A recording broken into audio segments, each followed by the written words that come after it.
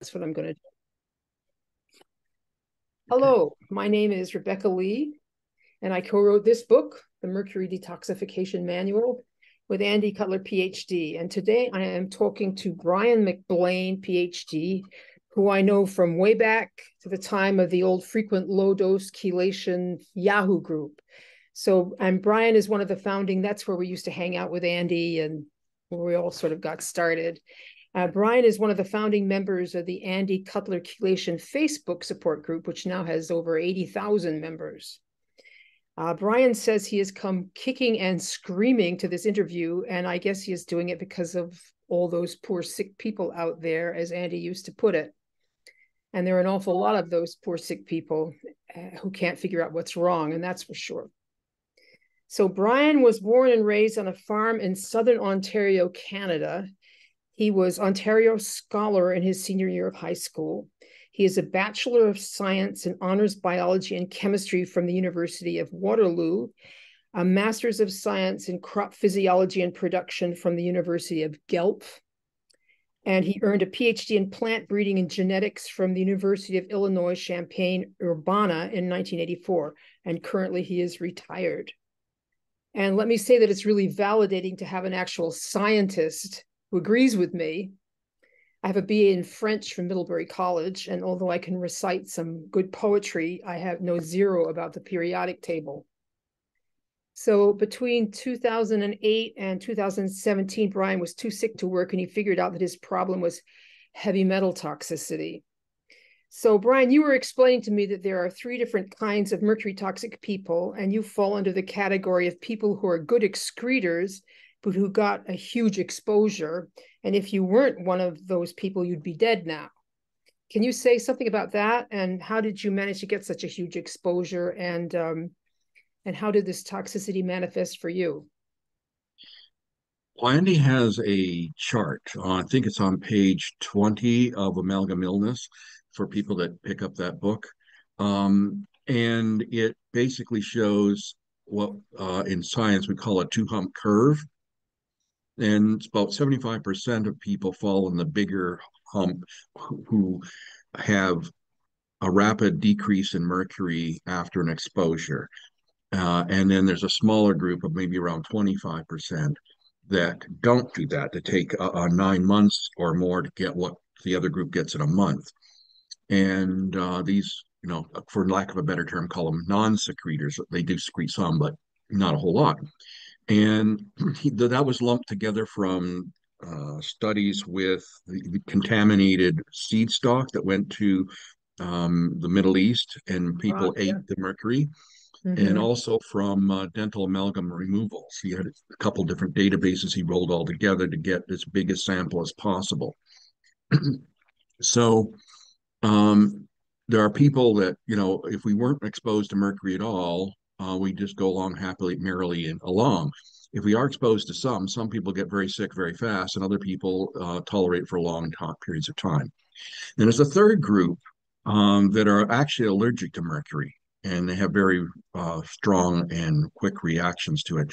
They're in a very small minority. I don't know how small, but typically it's pretty obvious that mercury is extremely poisonous to them, and they usually pick that up pretty quickly, and the doctors get them looked after. So we've got people that get a few amalgams or no amalgams, get some other exposure and get sick rather quickly from it. And then people, which I think includes you as well as myself, who, get 60 years of exposure before we finally collapse. And it's a slow poisoning over time. And some of us can have extremely high exposures because we are pretty good at getting rid of it. And it takes a while to build that up. And that leads into, well, what are my exposures? Well, I guess I suppose it starts with my mother and in utero. My mother and father bought a new farm with an orchard, and one of the key pesticides to use in the orchard was phenyl mercuric acetate. Good God. And it is readily absorbed through the skin and through the lungs, and readily deposited in the brain. And the first evidence that that may have been a problem for me was at age 2, and when weaned, I was suddenly allergic to had a lot of issues like gluten and other foodstuffs, anything high in thiols. Um, and let's see what else. Oh, and I had been speaking in small paragraphs, full sentences, and then suddenly became sort of monosyllabic. And my sister says she doesn't remember that, but she used to speak up for, she like finishing the sentences of somebody that you've been married to for a while. She'd do that. And so my brothers would do that. So um, she wasn't around when I was by myself with my mother. So I take my mother's evidence as this, that basically I was autistic before they knew how to diagnose autism. At 4.5, I started speaking again. And one of the first things after watching Romper Room was to quote the Pledge of Allegiance to the United States, which made my mother with sort of mixed feelings because we were in Canada. But anyway, I did eventually become an American citizen. So that whether that's because of mercury poisoning or not is something we'll have to debate elsewhere. But anyway, it's fun. It's fun to think that my first big statement was to pledge allegiance to the United States. So let's see that exposures. Continuing that, of course, we were eating the apples out of the and we also had peaches, pears, plums. We're eating all that fruit, which had all been sprayed with these pesticides. And as kids, we weren't very good at wiping or washing down the fruit. We just grab it off the tree and go eat it, right? Right. So, and of course, mother was baking with this thing, apple pies, so this was all in our diet. It turns out that, if you spray the trees, those compounds, some of them are lead and arsenate compounds were also used in that. So they're in the soil of that orchard. So once it starts, if you convert it to a garden, you suddenly got garden that's fairly high in heavy metals. Is that from the dust or is it taken up by the plants? It's from you spray the tree and there's overblow, and also the rain washes it off. It goes into the soil, and then any plants grown in that soil take it up. And it takes a while for it to essentially move down through the soil profile and out through drainage and into the rivers, et cetera. But there's studies showing voles, which are big mouse-like rodent, Mm-hmm. showing that in a prior orchard type field they had 6 times the mercury and lead of mice that were in the same area, but not in a place that had been previously an orchard.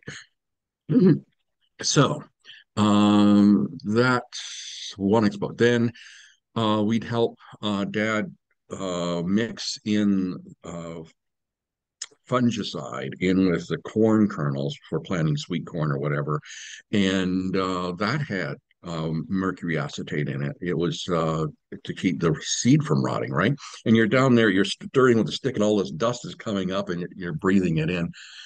And later, I was driving the tractor to spray the orchard, and of course, the spray would overspray you as you're there breathing it, and the person spraying doesn't get it quite so much, as long as the wind doesn't blow it back in their face. But as a tractor driver driving the tractor around these trees, you're getting sprayed. Um, my oldest brother, brought home a bottle of mercury from school, which I think was liberated illegally. But at any rate, we played with that. This is before really the big. That'd be about late 50s, early 60s, and then later, my brother actually got this is his brother 2 years younger than me. We shared a bedroom, and he got a switch vial that it's used for silent switches, so you don't get a spark when you turn the switch on, so you don't blow up the granary. Because you have all this wheat dust and everything around, so you don't want to make making any sparks nearby. And it had been taken out to replace it with a new switch, and my brother kept it on the dresser, which is really cool because you saw this great big blob of mercury going back and forth, right? But then it fell off onto the floor, which was concrete covered with a very thin rug, and it broke. And if you look up the ways you're supposed to treat, do what you're supposed to do, and if you have a mercury spill like that, We did everything wrong. Everything you're not supposed to do, we did. We contaminated it. Well, fortunately, it was an old vacuum, wasn't used in the rest of the house. It was just used for that room. So we didn't contaminate the rest of the house, thank goodness. But still, it just afterwards, you just cringe reading what you did. And we had some interesting side effects after that exposure. Mind you, we also had amalgams probably around age 8, maybe even earlier, 6 or 7. The first one placed. We ate a lot of sugar because of all the canning mother did and baking she did, and then there was the pie crust and the bread cake, and plus bread was a major staple of the she put almost a half a loaf of bread on the table. There's 10 of us maybe at the table, and she'd put another half loaf halfway through the middle. So we're getting lots of sugar to help rot our teeth out. And so I had a pretty good set of amalgam before my mature adult teeth came in, and quickly got them after. So I ended up at the age of let's see, let's say 17 or 18 with 13 amalgams, all the big molars and the premolars, plus front tooth I broke, which now has a crown. It had a filled on the backside right down to the gum line. And yeah, gum line amalgam fillings are not recommended. Um, let's see. So that brings us up to being a young adult. Um, oh, yeah. So I went off to college, chemistry 101. The guy in the lab, we were paired up with team in teams. The team beside me, the guy of that group dropped one of the big uh, chemistry thermometers right beside me, just shattered, and there's mercury globules all over. And again, this is 1971, fall of 71. And there still weren't really good guidelines on how to clean up these sort of things. And make a note of that. The old chemistry building at the University of Guelph that I did my master's at, that building was torn down because so much mercury had fallen over the years and got into the cracks between the old oak flooring. It was actually their readings were off the chart for mercury vapor, and the whole building was condemned, and they had to tear it down. And Lord knows what they did with that wood. Hopefully nobody picked it up and decided that was good to put in a house. I don't know why I'm Um, laughing. yeah, it's just, the comedy of, yeah, all the years, how many years that they fumigate their students before they figured out they had a problem. But at any rate, we didn't clean that up properly either, and I wondered if that lab is if somebody took a meter into there, what kind of mercury vapor reading you'd get. Um, my grades kind of took a hit that uh, later that season, later that fall and into the spring. And I got what do you call it? I got athlete's foot.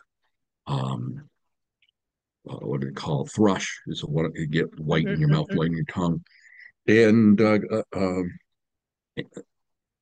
yeast infections elsewhere on the body. We'll just put it that way. It's moist areas. Okay. And the first time I've ever had those. So it wasn't until 2011 I found out what that connection was really. That was mercury doing that. Once I got rid of the amalgam, once I got rid of the yeast, I didn't have problems at that point. So sometimes I get occasionally get some athlete's foot between the two little toes. I'd have to keep it to make sure I didn't get them wet and keep the toes wet too long. Um, so that was that exposure. Then, um, well, I guess there was other ones I've got listed. Let's just say I just before I found out and went to Andy and found out about the site and all the rest of it. I was changing out a CFL in a ceiling lamp fixture in the kitchen, and the stupid tube broke off. Mm-mm. And so it was cold, but I Mm-mm. I still was gonna got say direct in the face exposure. this. That's unfortunately about the same time they changed out the big 8-foot fluorescent tubes in my office, which had no windows. So they broke one of those, and at the time they carried anywhere between 25 and 50 grams, not What? milligrams, grams of mercury, Grams? grams. Um, yeah. because they were remember that's mercury vapor. They make it and then it shines on the fluorescent tube coating inside the tube, and they uh, more more mercury was mercury was cheap, and they just made sure it always had enough to make sure if as long as it had the two wiring things were sending current, that you had enough mercury to fluoresce and light the room. So that didn't get cleaned up properly either. And I blame a number of different purposes. I had trouble at work about that time. Fortunately, plant breeders were pretty uncommon, so I didn't lose my job because of that. But when it came time when the company got sold and they didn't need a plant breeder anymore, I wasn't functioning well enough to do much of anything. Um, couldn't figure out what had hit me, what was going Mm-mm. on. But that was 13 amalgams plus a couple of good lung exposures, and Good and exposures, yeah. I'm done. So yes, if you throw enough mercury at somebody, they're going to get sick, and if you throw even more, they'll die. Um, so I guess that's enough. There's a few other exposure. Basically, I think I came across only one or two other exposures I've never had. Contact lens solution being one of them. Oh I yes, didn't. yeah. I had contact lens, but I didn't mind. Was late enough along the process that mercury had been removed from them.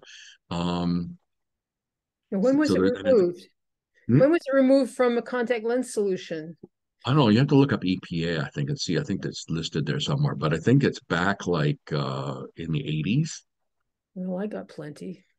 Yeah, yeah. But anyway, you can take a look and see when they banned it. Mm-hmm. Okay.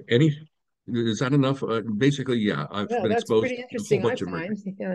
I would guess Yeah. like my next question was, you said you were really, really sick, and how did, between those 2008 and 2017 couldn't work.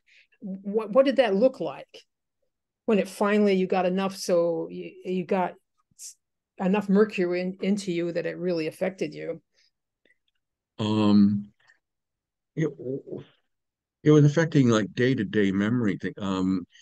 I had computers that were storing data and get mixed up as to which Yeah. where where to transfer the data and stuff. Where before I was, I taught people how to use these things, so I was right on it right there, and this is now everything's like a complete mystery to me. And it's like you suddenly had a lobotomy. You only had half the brain power you once had.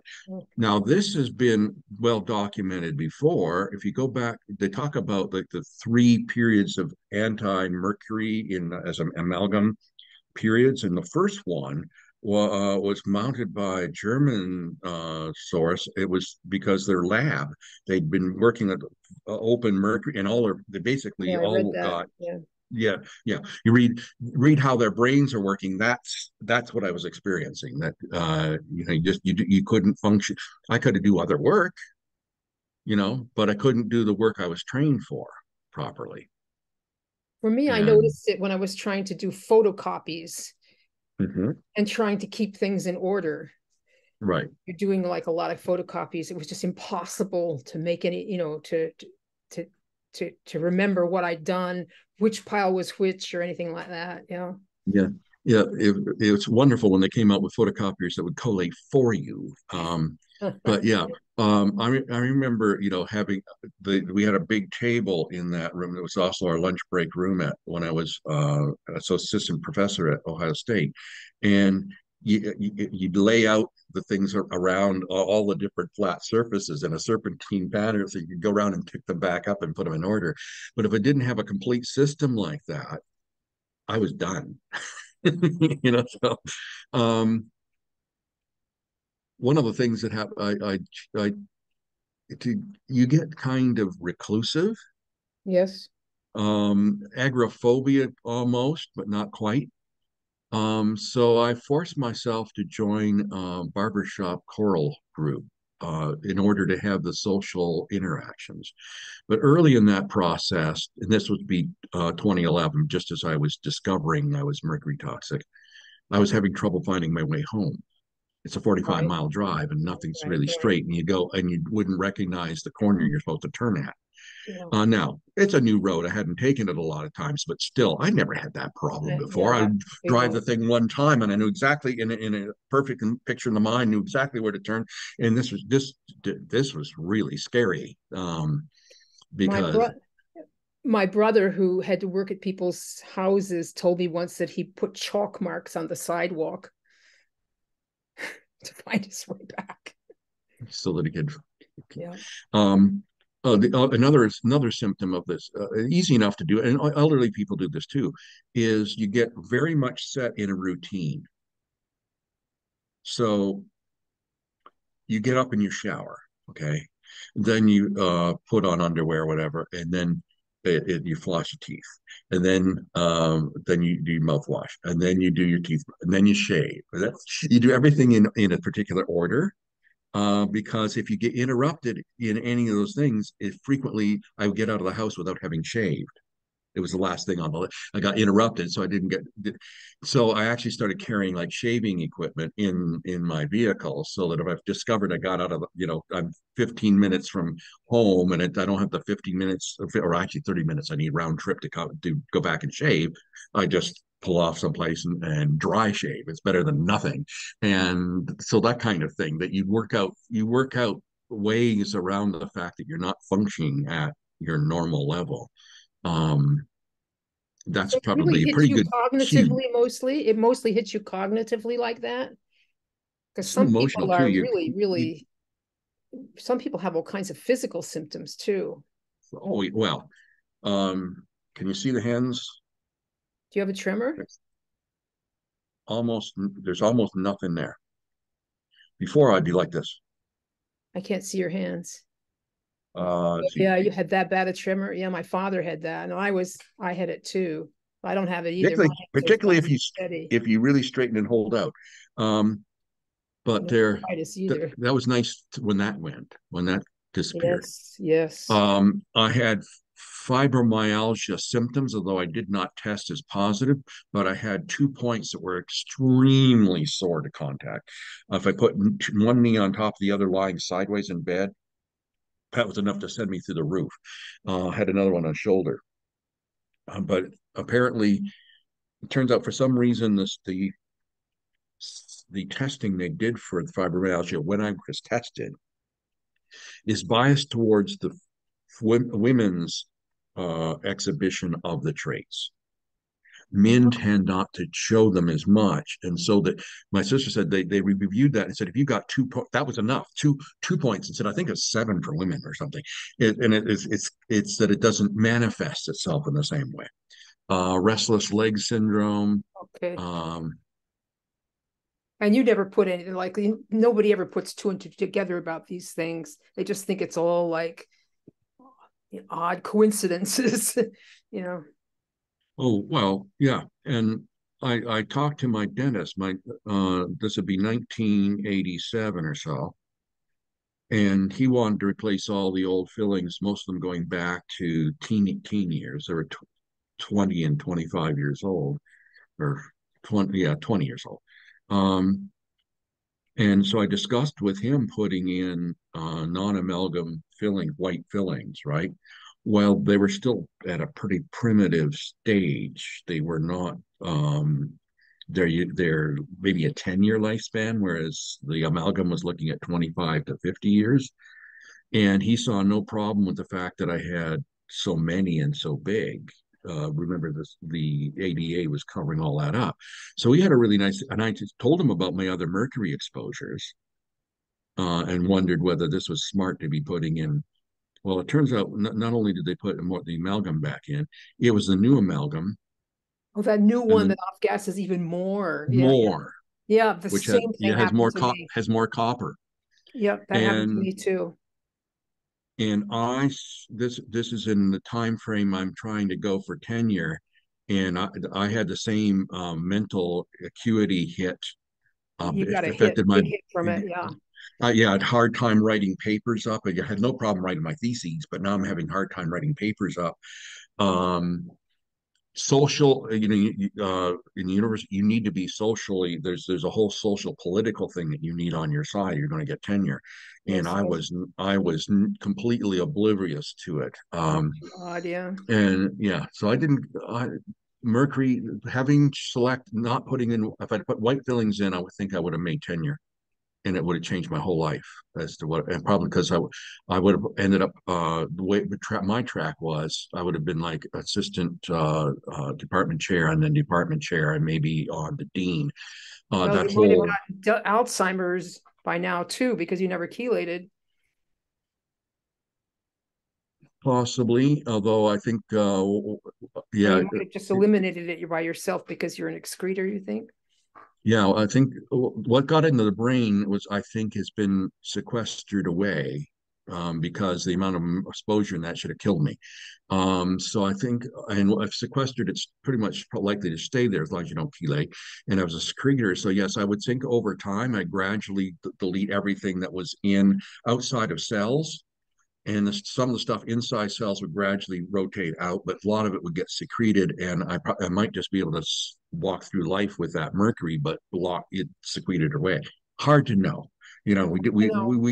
we can't, we can't do a to make a twin of ourselves at that time, and then say, okay, you don't get it and you get it, and then we'll see how it turns out. You can't do that. So we're left guessing. But that's my scenario. But I just that's the point, the same thing happened to me where came back and from India, and the dentist said, well, these are terrible, and redid all my amalgam fillings with the new nasty stuff. Yeah. And I remember Andy saying that, this affects, well, this affects women differently from men. Yes. It really does. And in fact, he said once that they're saying, oh, the boys get autistic more than the girls. Not really. It's the girls, No. just it looks different. And Right. when that happened to me, like in the typical female fashion, I just became a sodden emotional wreck for weeks and wept for days. Yeah, Well, that's me. one of my classic things from having, this would be, I I broke the front, uh incisor, upper incisor on one side. And so he put amalgam in right on the backside to cover the pulp right down Oh, into the geez. gum. God. I can remember standing again. This is, recess in lunchtime, and I've got no interest in playing. We used to play a deadly form of soccer where it was, more like rugby. You tackle people and stuff, but and tag running all over the yard, this big, rural schoolyard. But I'm there standing on the boot scraper, leaning against the school, not participating. And I actually got sent to the hall to stand in the hall. I thought, why am I standing? And you sent me to the hall to stand in the hall. I was standing perfectly fine outside, leaning against the school. Like, what? And the principal came out. Now, what are you standing here? Nothing. I did absolutely nothing.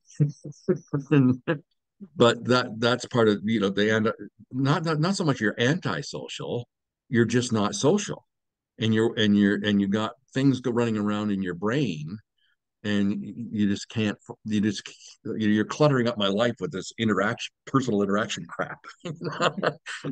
I've got to sort out what I'm thinking about, what my feelings are.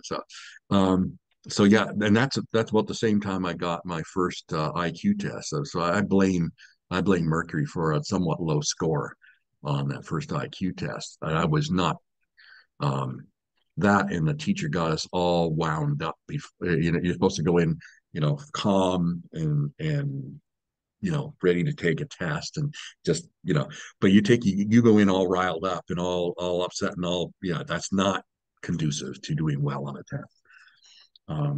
But at any rate, uh, part of that getting riled up probably is it was the mercury.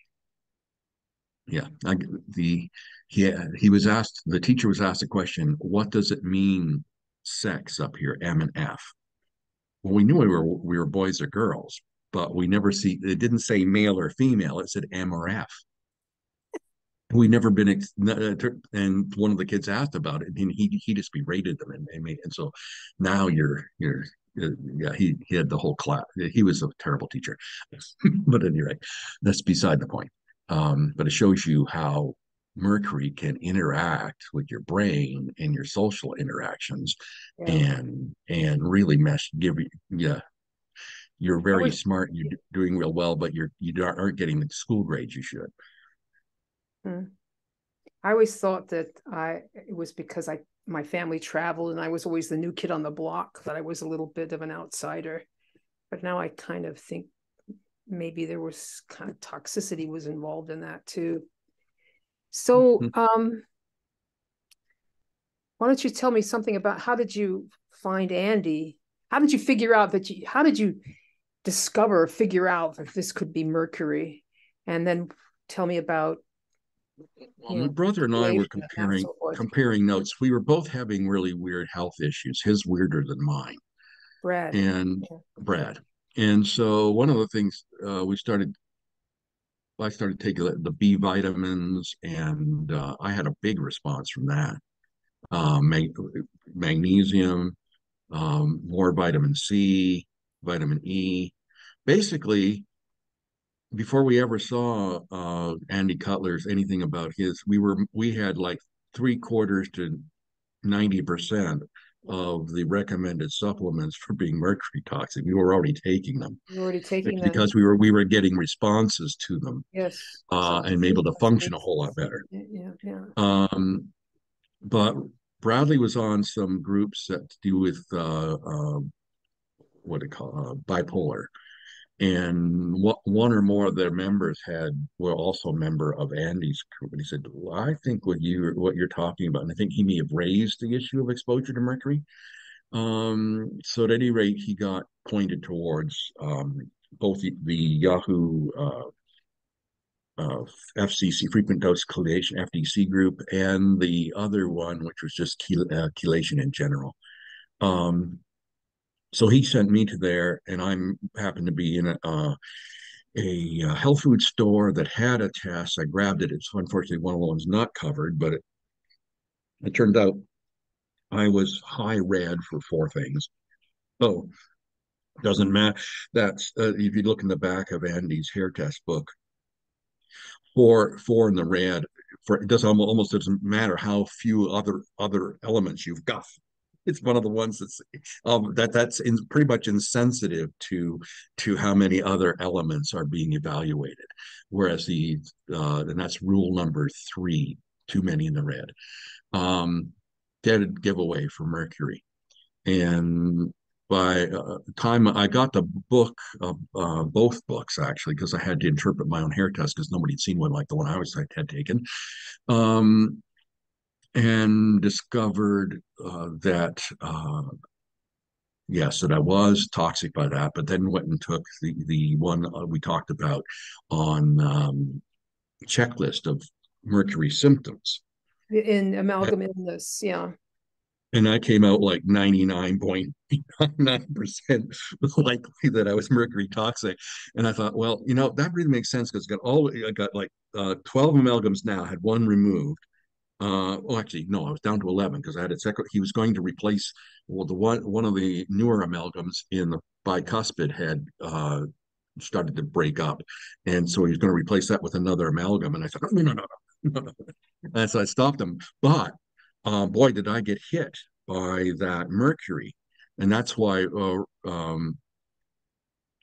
my brother pushed me towards the mercury group so strongly because I was taking my temperature. My wife was actually away at work in Cleveland for 7 days when just after the amalgam was taken out. And I ended up taking my blood. I was sitting there shivering like crazy, and my temperature was 92 something. So I said, "Well, you got to bundle up and get in bed." I had these horrible low. I was 94 and below for several days, but the 92 and a half was, that was a real. That's not good. Is that from your So, thyroid not hmm? working? Is that from your Well, thyroid not working? my adrenal had taken a real had been taking hammering anyway, and then would take that amalgam out and had the free mercury floating about. My adrenals had taken a hit. Yeah. So and I never really had. I took a little bit to support thyroid over the time, but it was more like it wasn't really being called on to do what it needed to do. Yeah, Um, me too. Same thing. I I was in the lower part. If you, I did take the tests, and I was in the lower part of normal, where it was, probably it was affected, but that's it didn't take a whole lot of thyroid support to normalize that. It's adrenal support. I really had to kick in big time, Yeah, I and remember Andy telling me once to hit hard on the adrenal support and see if the thyroid doesn't respond to that. yeah. So I had hit the adrenal support really strongly, and it still had a slight effect. So then I just added a little thyroid support, and that got me. You finesse this thing at times, and each of us is different.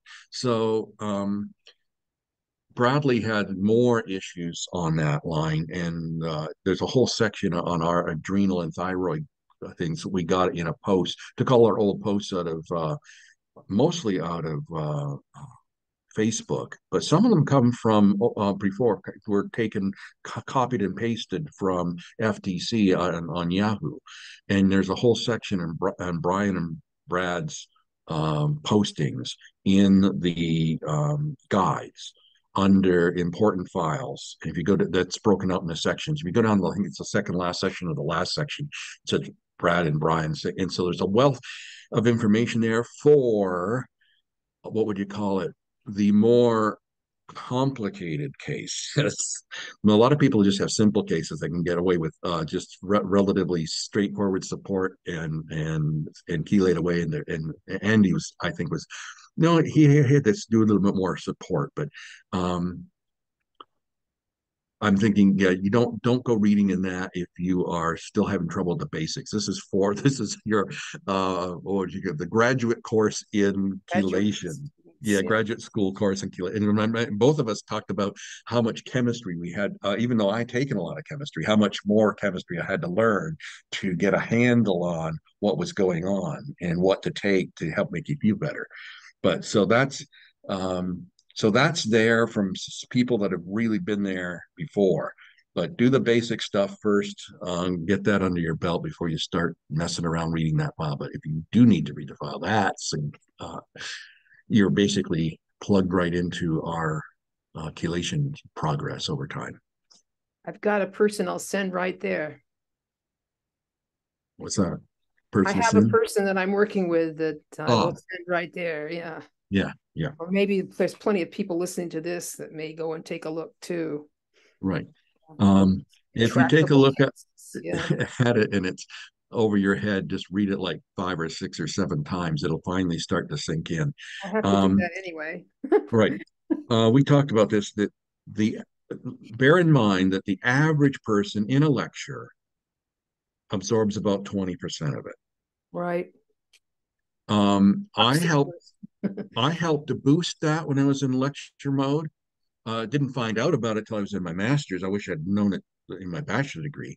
Um, was if I took my own, I didn't know short form. I had my own short form, but basically would write what they were talking about as fast as I could do it to follow the lecture. And as long as I recopied those notes within 24 hours, Okay. I could play the movie of that professor doing that whole thing all the way down. I could unsee it right in my mind and get it all down almost word perfect, letter perfect to what he had said. And then once I'd done that, I knew it. When it comes time for a test, I just go review it. And if something, oh, I forgot about that, you write that out and it goes in.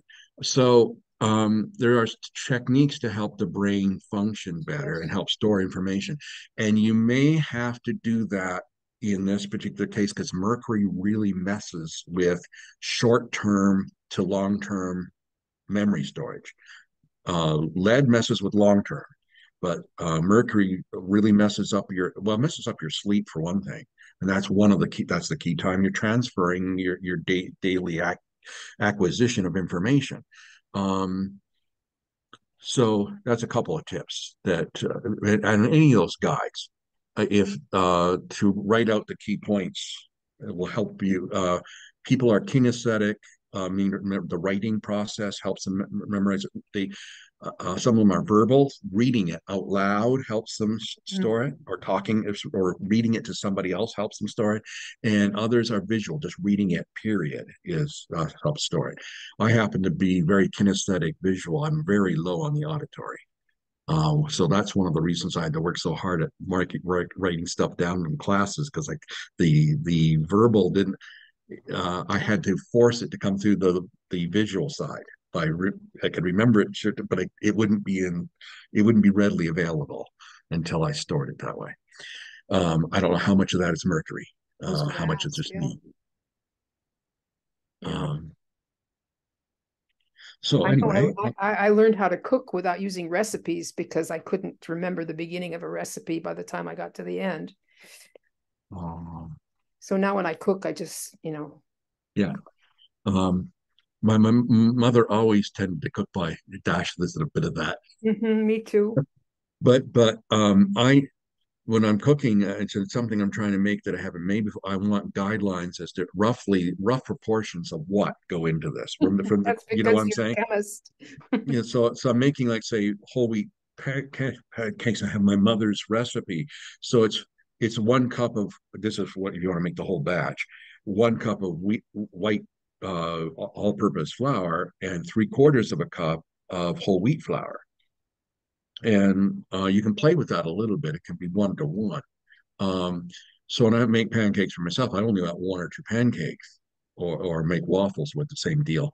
And so that's like a quarter cup of the two, of each of them. And but part of it, and then from the rest of it, yeah, I want this and this and this and that, and you just know what it is, or a product. But the first time reading a menu, yeah, it's got to be there, because I got to go back and check and make sure, or I'll, like, you get the thing in the oven, you realize you haven't put the eggs in. Yeah, I did a lot of that. It's not gonna be very good. Grab it back up before they get too hot and whip the eggs in, put it back in the oven. It goes.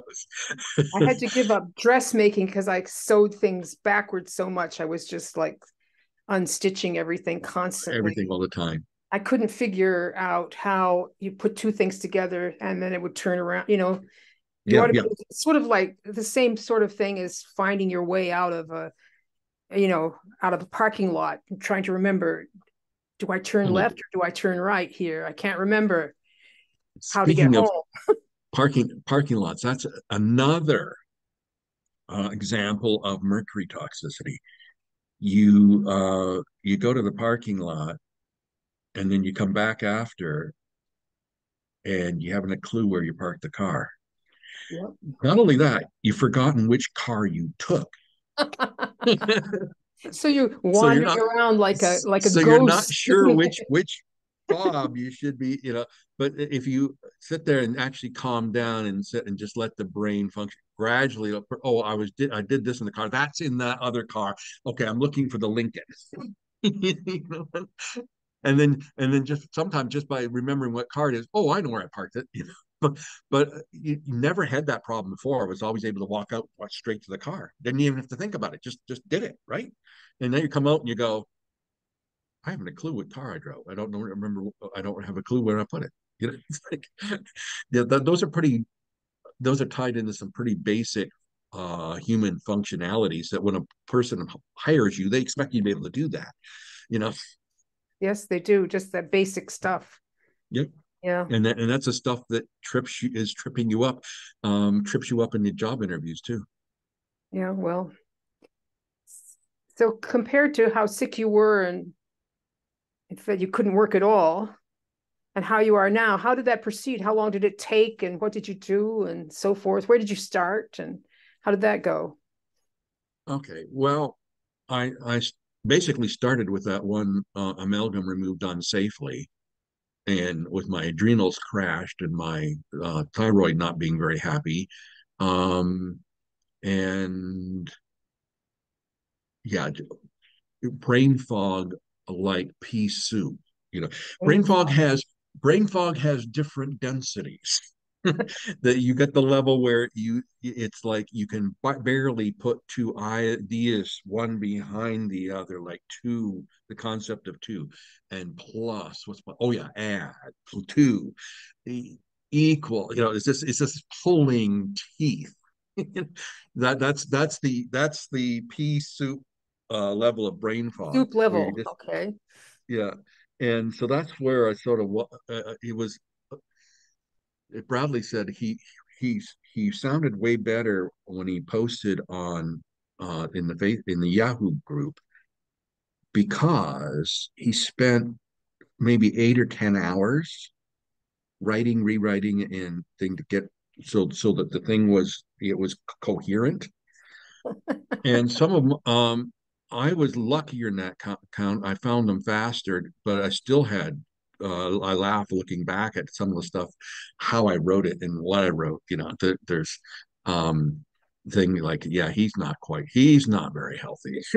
And the long, and we talked about this, the long expose of the new chelators give about their health, and it's usually this all these different doctors they've seen, and all the different health issues, et cetera, et cetera. And it goes on for like a small novella.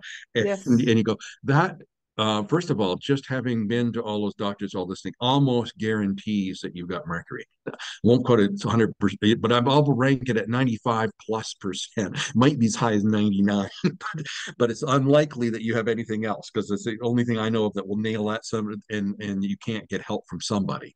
And that you finally Andy come talking, or was that hmm? Andy talking? Are you quoting Andy there, or was it No, I'm that's what yourself? and I think, and it's myself, and Andy had a lot of influence. I can't deny. How do I separate what I've read of Andy said, Yes, yes, from, yes. but what I'm saying is, my experience of, I've done a lot of hair test and analyses, right? And so I have to read those long things, and then they give the hair, and it's just they're saying it's the same story. There's variations on it, but it's the same story. They've been all over to every place. That last place they've come, and they've finally done a hair test to see whether or not this might be their problem. And you can almost guarantee this is going to be a positive hair test. You look at it, yep, positive hair test. Well, I just figure if they just show up, they Yeah, just show up in our group, or they're talking to me, that's yeah, diagnostic right yeah, there. yeah. It's Yeah. it's it's a very high percentage. And we talked about high percentages hair tests. Hair tests are frustrating in that you can have some of the sickest of us, some of the most autistic. They're just barely, they're bed bound, etc. And then they have a hair test that shows nothing. Nothing. Yeah. But when they chelate, all everything goes, all these symptoms come out, and they're feeling real. They definitely are toxic. Um, but the good thing is that the number of people that have a positive hair test who are not mercury toxic is vanishingly small. I know of two in all, in what, I'm 11. I started this in 2011. Read my first test on my own test in 2011, Okay. and this is 20. It's just, so now it's 12 years. In 12 years, I know of two. But you don't know, they might have, I mean, they just didn't have a lot of symptoms, maybe. Well, they weren't very positive hair tests. Okay, They were they just didn't slightly. have they just barely made it. They did not have the typical there's a couple other things that will skew a couple of elements. Nothing else like mercury that Yes, skews yes, them there are a all. couple of other things. Right. So I think we had that kind of thing. But basically, when it's that vanishingly small, if you've got a positive hair test, you got a 99.9% sure that you got mercury. You need to get the amalgams out and start chelating. And you'll, if you're in the 0.1% that doesn't, well, you have confirmed that that's not your issue. Something else is. But yeah, that's the one strength of a hair test. A positive hair test is basically, unless you're pregnant or breastfeeding, or if you've got a test that you are too young, that the test does not is only for adults.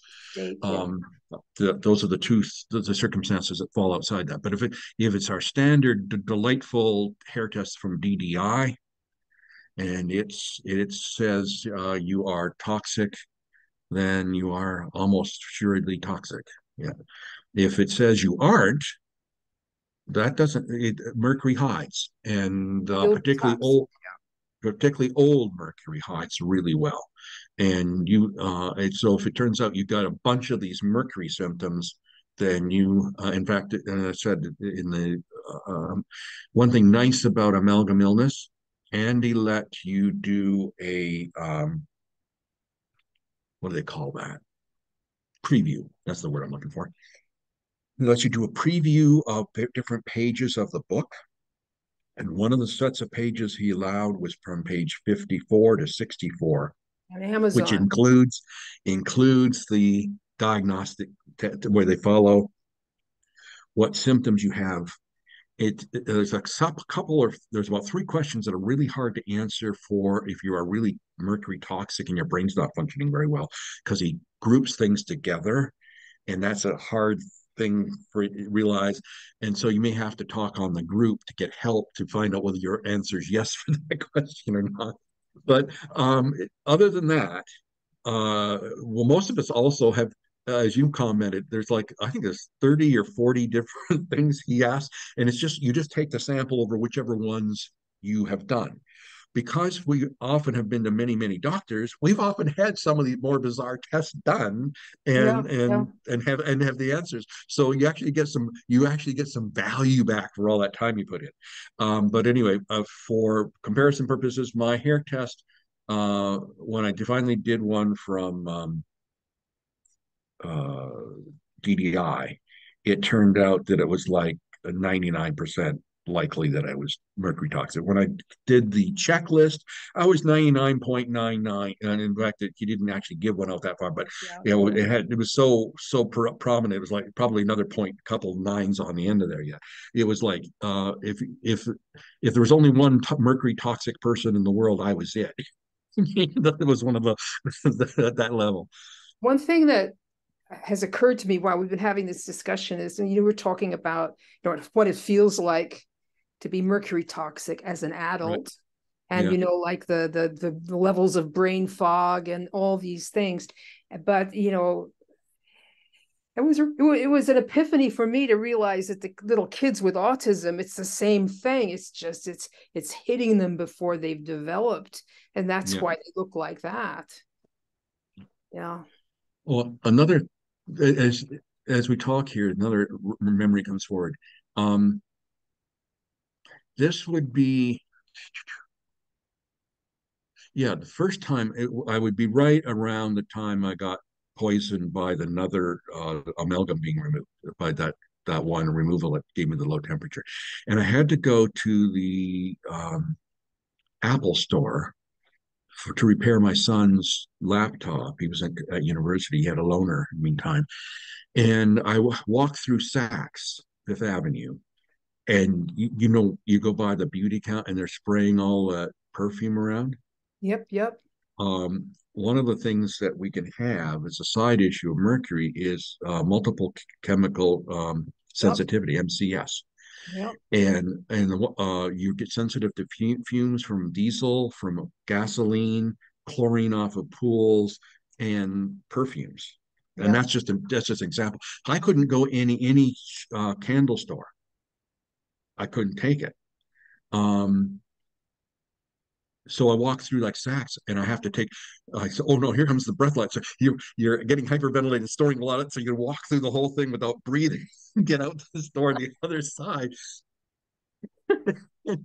and you run the gauntlet of the perfume counter. And well, about a year, 18 months later, I've been chelating a while. I came in and I forgot all about didn't even do that. And I walked right through, and I got through the other side. Oh, I didn't get attacked. Nothing So happened.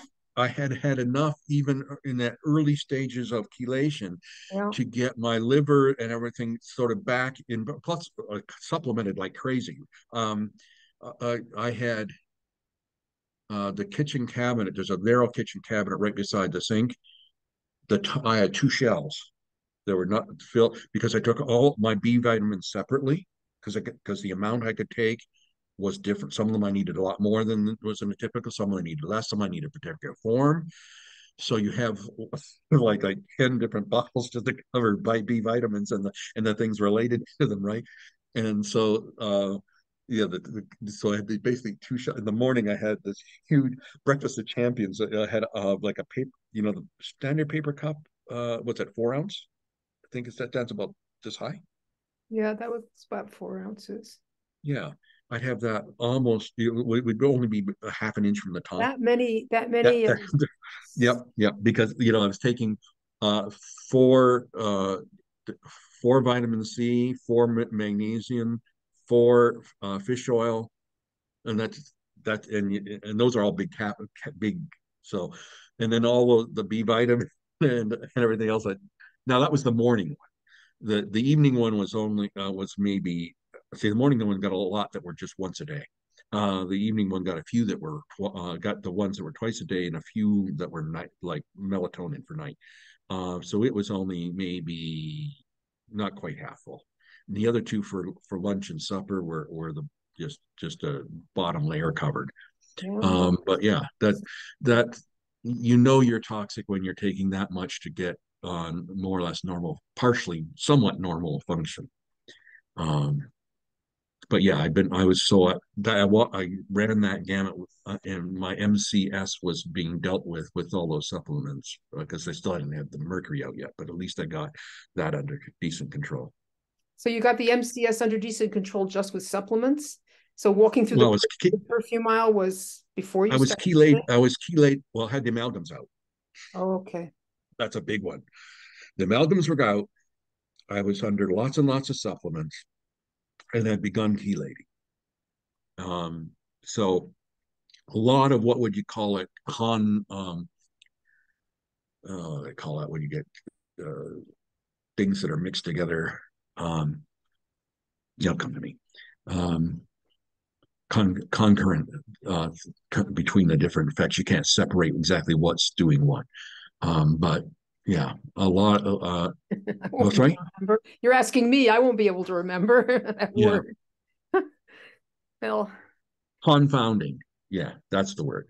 compounding, Confounding. It's when confounding. things confounding. You've got things that you because you did three things at the same time, you can't really point to Oh, which which exact ones would be one which? Yeah, yeah, yeah. was, or all three could have been, you see. It could have been But yeah, synergistic. but the bottom line was you were in the Andy's program, you were progressing down the way, and MCS was gone. And so definitely Andy's program, whether it's amalgam Probably. removal and supplementing or the chelation as well, doesn't matter. Yeah, we can just So say, yeah, I'd say the whole schedule worked. so you're not the president of a university now, but you're a No, lot better. Would you say you're not toxic anymore? Do you chelate every now and then? yeah, I've had I think I've had 4 rounds since my last one in 2018. I actually yeah, early 2018. So I picked up a job working for the Census Department in the summer of 2017. So I was actually chelating while on the job, and I understand people's troubles with that. It's Fortunately I was towards the end of my chelation and I was pretty normal, and supplements were keep getting me, that normality. But you're trying to remember to take the stuff when you're going to be away from home and have it for your lunch, and make sure you're keeping and when you're dosing, make sure you got backup doses in the car so if you actually Yes, get out of yes, the those house so that backup your doses doses. Yeah. you're set. And I think we just ran out of tape. Okay. No, I don't think so. We're all good. But Okay, we've been we're talking a ended our long time session, I think. anyway, so perhaps we should. Yeah, Hello. yeah, we're still good. I'm still good here. Stop recording, it says, so we can. But I think we've kind of like maybe we've outlived people's patience here. It's interesting for us. Are you frozen? Oh dear. All right. Well, I'm going to put an end to this. Stop recording.